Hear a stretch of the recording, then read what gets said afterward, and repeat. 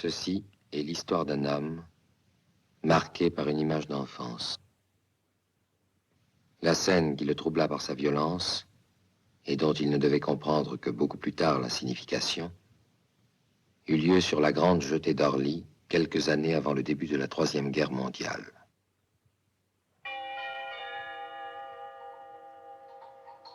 Départ à destination de Rome. Vol Alitalia 333. Embarquement À Orly, le dimanche, les parents mènent leurs enfants voir les avions en partance. De ce dimanche, l'enfant dont nous racontons l'histoire devait revoir longtemps le soleil fixe, le décor planté au bout de la jetée et un visage de femme. Rien ne distingue les souvenirs des autres moments. Ce n'est que plus tard qu'ils se font reconnaître, à leur cicatrice.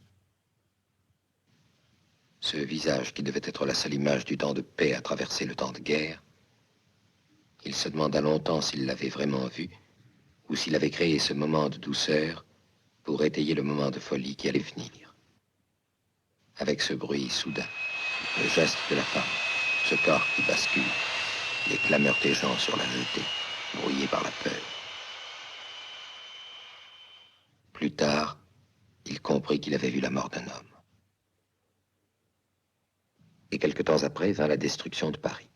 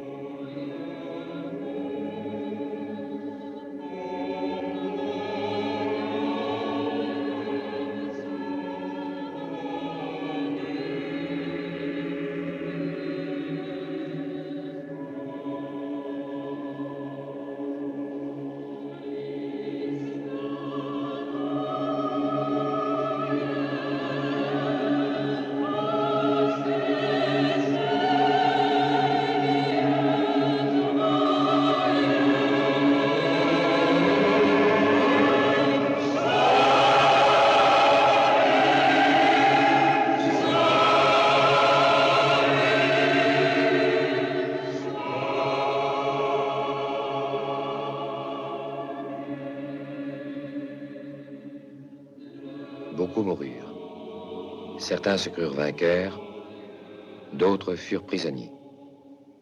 Les survivants s'établirent dans le réseau des souterrains de Chaillot. La surface de Paris, et sans doute de la plus grande partie du monde, était inhabitable, pourrie par la radioactivité. Les vainqueurs montaient la garde sur un empire de rats. Les prisonniers étaient soumis à des expériences qui semblaient fort préoccuper ceux qui s'y livraient.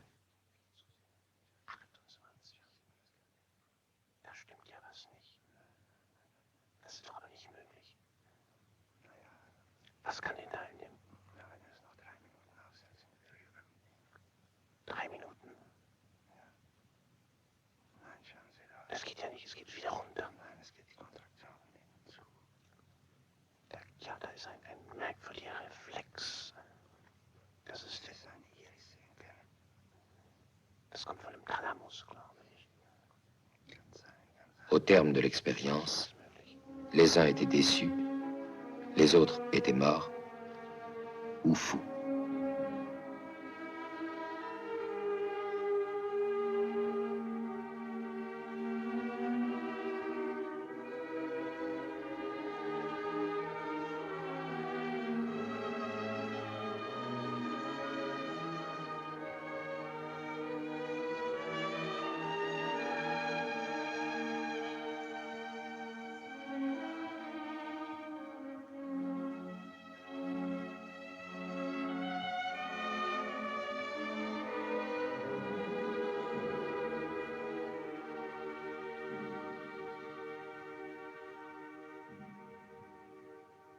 C'est pour le conduire à la salle d'expérience qu'on vint chercher un jour, parmi les prisonniers, l'homme dont nous racontons l'histoire.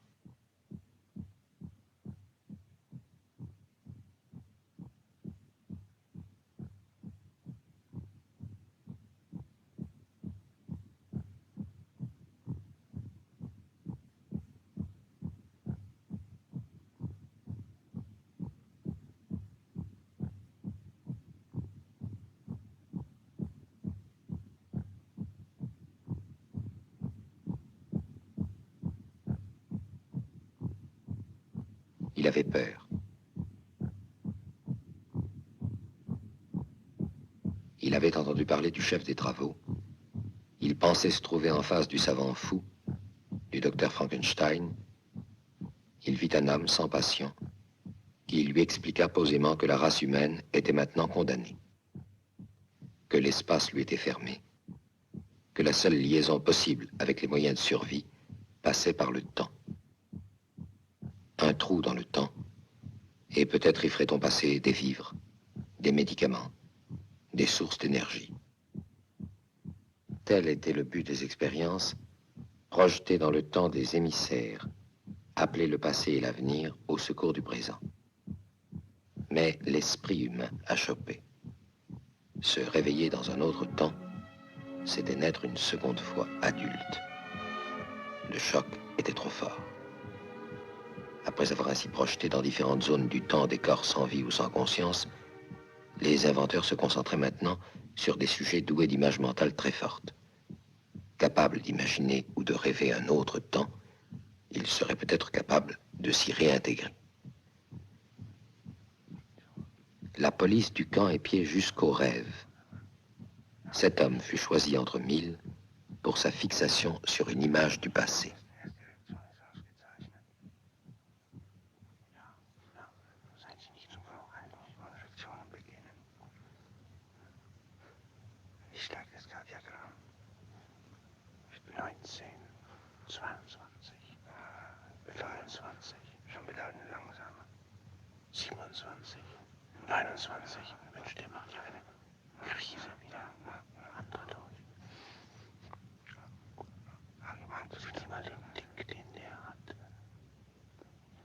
Das wird nochmal nicht klappen. Muskuläre Kontraktion. Ja, viel geringer wie beim anderen. Glauben Sie? Ja.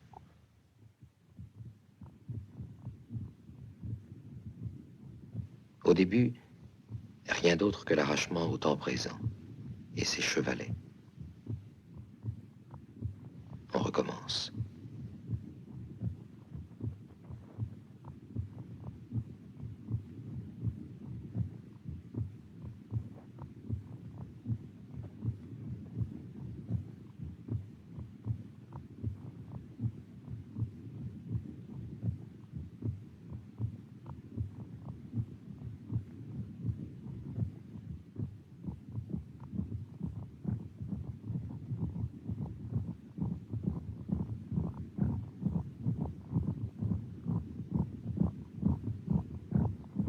Le sujet ne meurt pas, ne délire pas. Il souffre. On continue.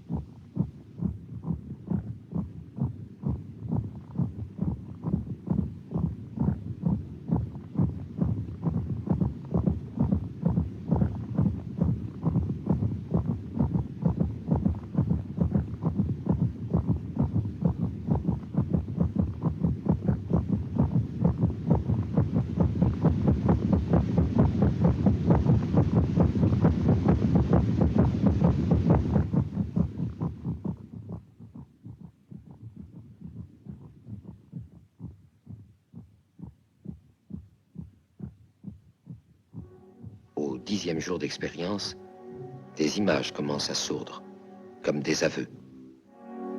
Un matin du temps de paix. Une chambre du temps de paix, une vraie chambre. De vrais enfants. De vrais oiseaux. De vrais chats. De vraies tombes. Le 16e jour, il est sur la jetée, vide. Quelquefois, il retrouve un jour de bonheur, mais différent.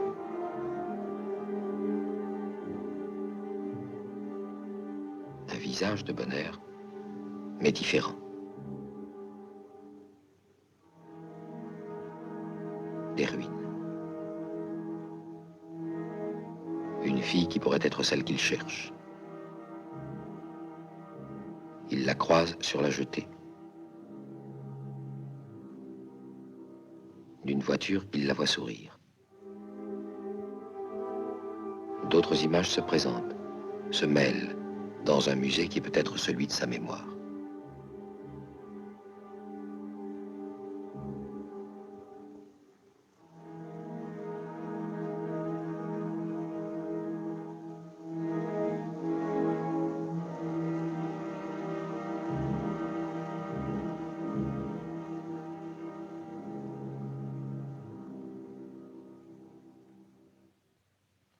Jetzt haben wir ihn soweit.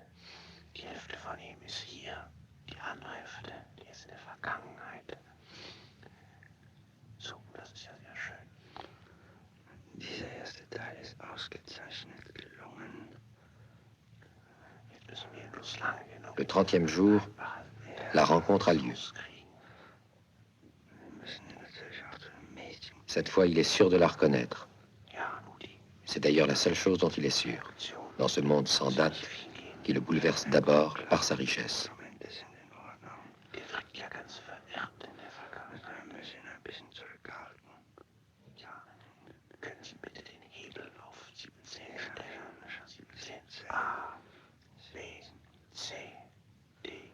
Autour de lui, des matériaux fabuleux. Le verre, le plastique, le tissu éponge. Lorsqu'il sort de sa fascination, la femme a disparu.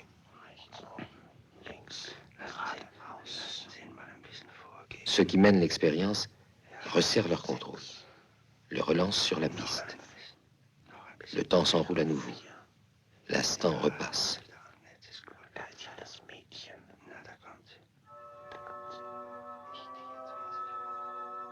Cette fois, il est près d'elle, il lui parle. Elle l'accueille sans étonnement. Ils sont sans souvenir, sans projet. Leur temps se construit simplement autour d'eux, avec pour seul repère le goût du moment qu'ils vivent et les signes sur les murs.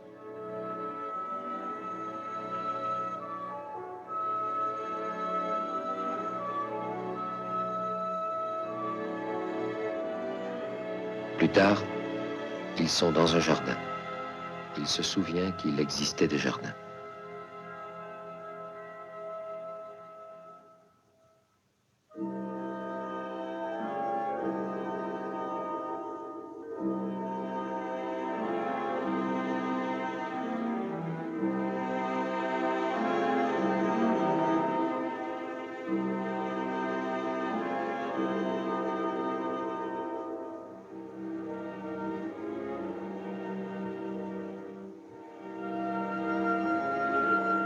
Elle l'interroge sur son collier, le collier du combattant qu'il portait au début de cette guerre qui éclatera un jour. Il invente une explication.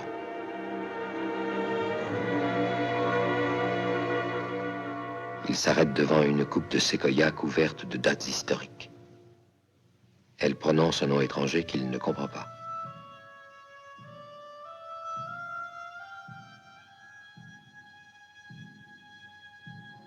Comme en rêve, il lui montre un point hors de l'arbre. Il s'entend dire « Je viens de là ». Et il retombe à bout de force. Puis, une autre vague du temps le soulève. Sans doute lui fait-on une nouvelle piqûre.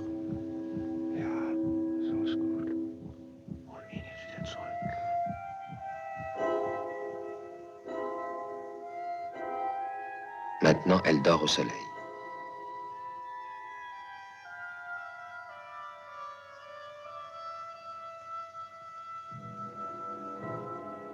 Il pense que dans le monde où il vient de reprendre pied, le temps d'être relancé vers elle, elle est morte.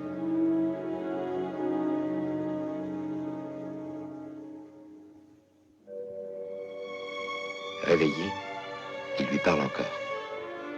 D'une vérité trop fantastique pour être reçue, il garde l'essentiel. Un pays lointain, une longue distance à parcourir. Elle l'écoute, sans se moquer.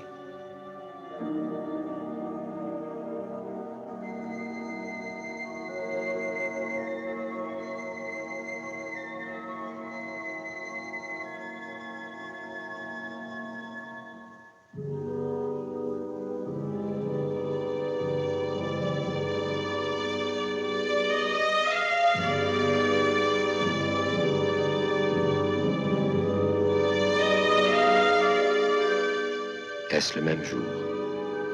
Il ne sait plus. Ils vont faire comme cela une infinité de promenades semblables, où se creusera entre eux une confiance muette, une confiance à l'état pur, sans souvenir, sans projet, jusqu'au moment où il sent, devant eux, une barrière. Ja. 6, 5, 4, 3, 2,5. Ainsi se termina la première série d'expériences. Spannung aus. Professor. Ja. C'était le début d'une période d'essai où il la retrouverait à des moments différents. Das ist ja alles sehr schön. Hier Stadion ist jetzt Laboratoriumsversuch. Aber was wir brauchen. Quelquefois, il la retrouve devant leur signe. Bereit. Wirklich bereit. Ja. Mit dem das durch. Ja. Ja, muss. Elle l'accueille simplement. Elle l'appelle son spectre. Un jour, elle semble avoir peur. Un jour, elle se penche sur lui. Lui ne sait jamais s'il se dirige vers elle, s'il est dirigé, s'il invente ou s'il rêve.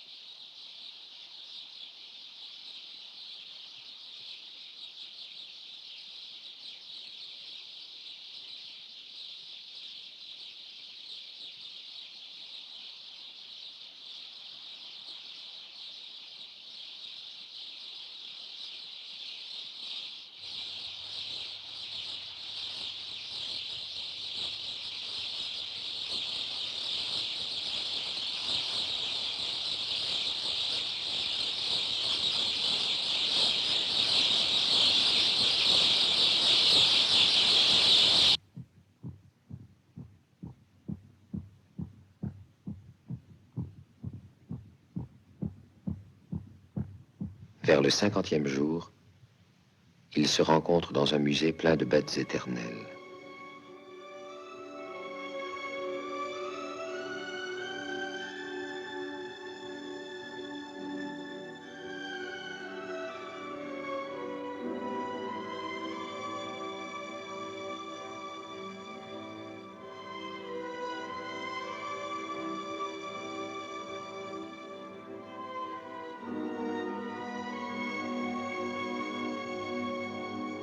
Maintenant, le tir est parfaitement ajusté. Projeté sur l'instant choisi, il peut y demeurer et s'y mouvoir sans peine.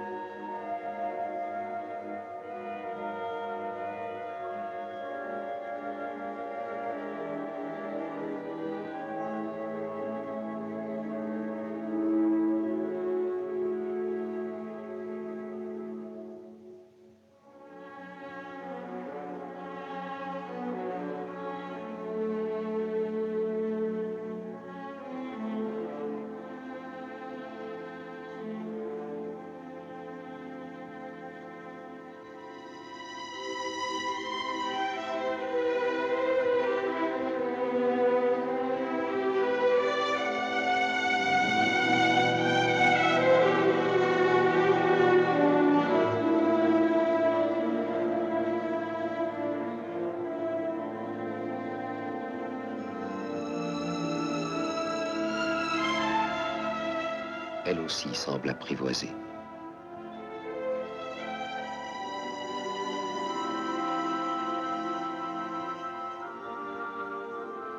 Elle accepte comme un phénomène naturel les passages de ce visiteur qui apparaît et disparaît, qui existe, parle, rit avec elle, se tait, l'écoute et s'en va.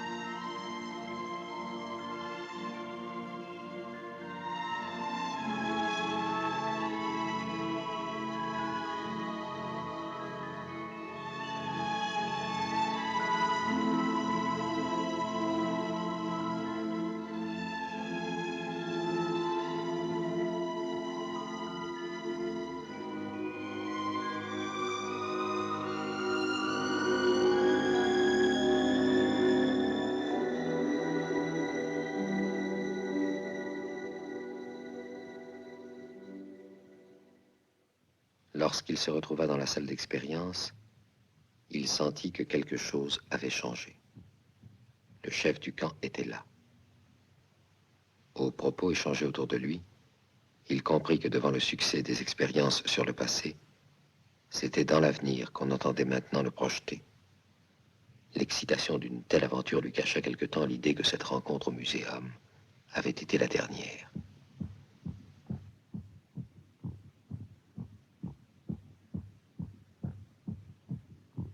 L'avenir était mieux défendu que le passé. Au terme d'autres essais encore plus éprouvants pour lui, il finit par entrer en résonance avec le monde futur. Il traversait une planète transformée. Paris reconstruit. 10 000 avenues incompréhensibles.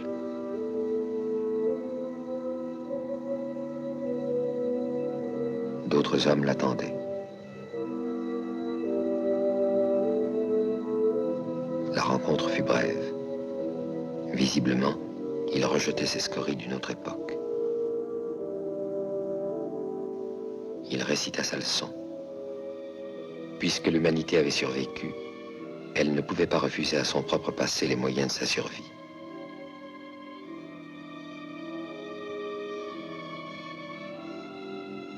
Ce sophisme fut accepté comme un déguisement du destin.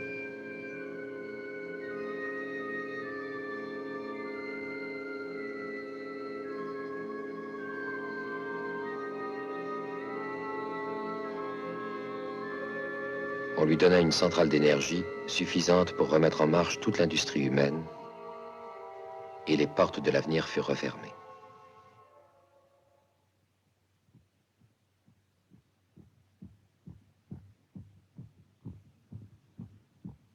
Peu de temps après son retour, il fut transféré dans une autre partie du camp. Il savait que ses geôliers ne l'épargneraient pas. Il avait été un instrument entre leurs mains. Son image d'enfance avait servi d'appât pour le mettre en condition. Il avait répondu à leur attente et rempli son rôle. Il n'attendait plus que d'être liquidé, avec quelque part en lui le souvenir d'un temps 2 fois vécu. C'est au fond de ses limbes qu'il reçut le message des hommes de l'avenir. Eux aussi voyageaient dans le temps, et plus facilement. Maintenant, ils étaient là, et lui proposaient de l'accepter parmi eux. Mais sa requête fut différente. Plutôt que cet avenir pacifié, il demandait qu'on lui rende le monde de son enfance et cette femme qui l'attendait peut-être.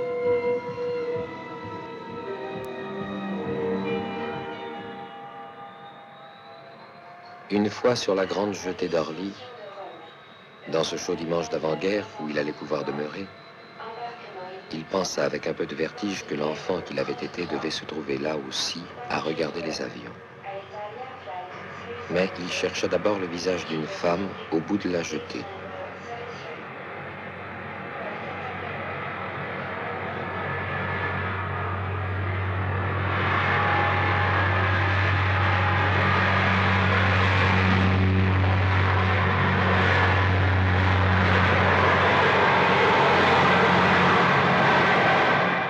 Il courut vers elle, Et lorsqu'il reconnut l'homme qu'il avait suivi depuis le camp souterrain, il comprit qu'on ne s'évadait pas du temps, et que cet instant qui lui avait été donné de voir enfant, et qui n'avait pas cessé de l'obséder,